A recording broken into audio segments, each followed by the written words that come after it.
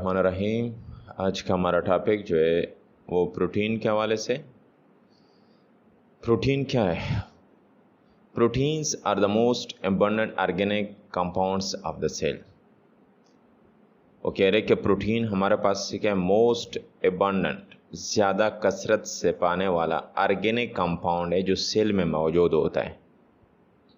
They play most important role in cellular function, और ये एक अहम किरदार अदा करता है सेलुलर फंक्शन। जब सेल फंक्शन करता है, कोई काम करता है, तो उसमें जो अहम रोल होता है, किरदार होता है, वो प्रोटीन का होता है।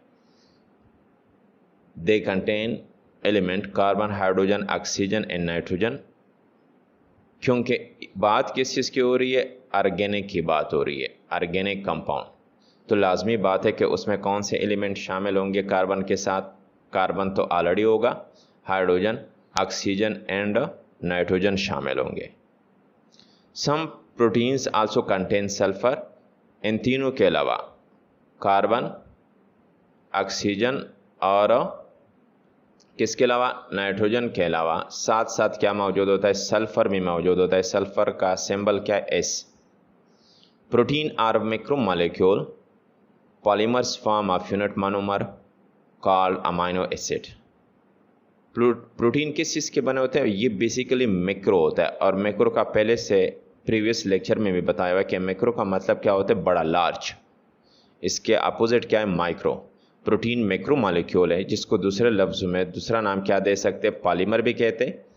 जो किस चीज़ का बना होता है? ये मैक्रो जो बड़ा मॉलिक्यूल आया होता है। लाजमी बात है, जब ये बड़ा मॉलिक्यूल आपके पास आ जाता है तो ये किस चीज़ से तो आया होगा ना?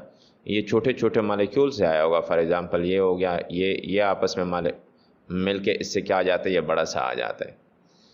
तो वो कह रहे हैं कि ये मैक्रो मॉलिक्यूल है और ये बना होता है फॉर्म ऑफ यूनिट, छोटे छोटे यूनिट से, मोनोमर, सिंगल यूनिट से बना होता है। और उन सिंगल यूनिट को हम क्या कहते हैं? अमाइनो एसिड कहते हैं।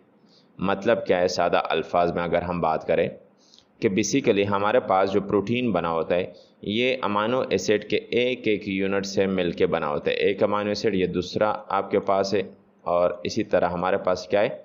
तीसरा अमाइनो एसिड। तो ये अमाइनो एसिड आपस में बांड के ज़रिए, पेप्टाइड बांड के ज़रिए, आगे हम पढ़ेंगे, आपस में मिलके क्या इससे आ जाता है? इसको हम फिर अब क्या कहेंगे? प्रोटीन, जो बेसिकली 3 अमाइनो एसिड से बना हुआ है। और कितने बांड 3 अमाइनो एसिड के दरमियान है? 2 बांड, पेप्टाइड बांड है। फिर कह रहे कि a large number of amino acid are known. हमारे पास ज़्यादा तादाद में अमाइनो एसिड मौजूद है, लेकिन जो हमारे काम के ऑफ दीज ओनली 20, कितने? 20 different type of amino acid combine in different number and different sequence forming 100 and 1000 of different types of protein molecule. यहाँ पे 2 चीज़ों की बात हो रही है। एक तो ये बात हो गई कि लार्ज नंबर में से हमारे पास जो है, जो 20 अमाइनो एसिड है, जो बेसिक अमाइनो एसिड जिसको आप कह सकते हो, वो कह रहे कि वो कंबाइन होते हैं आपस में, लेकिन किस तरीके से? डिफरेंट नंबर से और डिफरेंट सीक्वेंस से। नंबर जो है, अगर हम यहाँ पे एग्जांपल दे दें कि मिसाल के तौर पे मेरे पास अमाइनो एसिड है 1 2, ये 3 हो गया, ये आपके पास 4, और ये 5, और ये 6।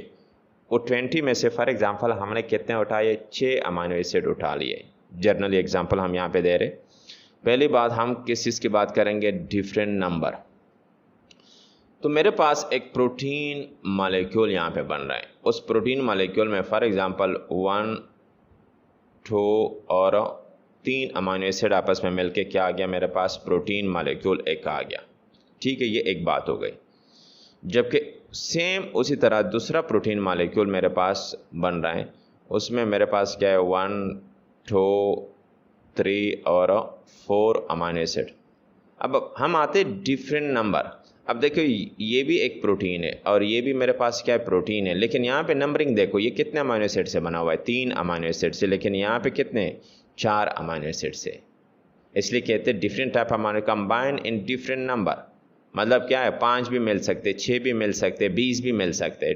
नंबरिंग, एक तो जो प्रोटीन आते हैं हमारे पास, वो क्या कह रहे हैं? डिफरेंट टाइप्स ऑफ प्रोटीन जो हमारे पास आ रहे हैं, वो किस बेस पे आ रहा है? पहली बात, डिफरेंट नंबर के बेस पे आ रहे हैं कि उन प्रोटीन में जो अमाइनो एसिड मिले हुए आपस में, उनकी जो तादाद होगी, वो जो नंबरिंग होगी, वो क्या होगी, मुख्तलिफ होगी इस तरह।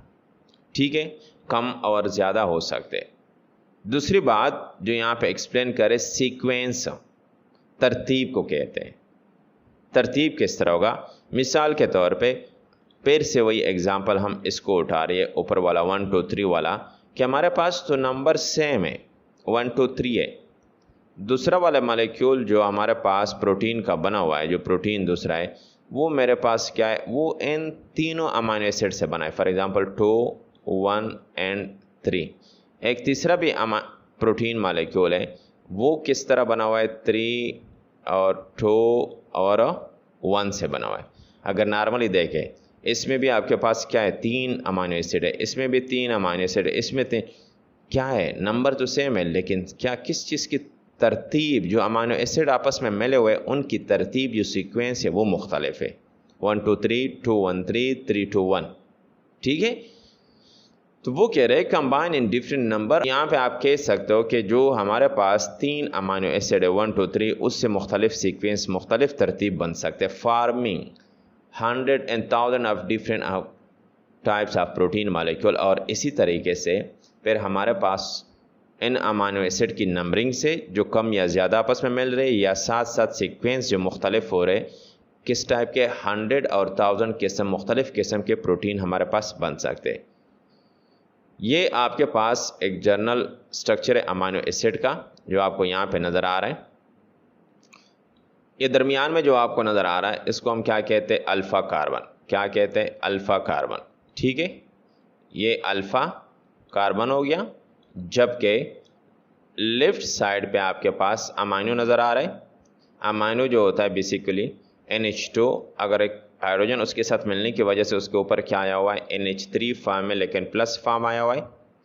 राइट साइड पे आपके पास कार्बोक्सिल ग्रुप है, आपके पास C double bond OO negative आपको नज़र आ रहा है।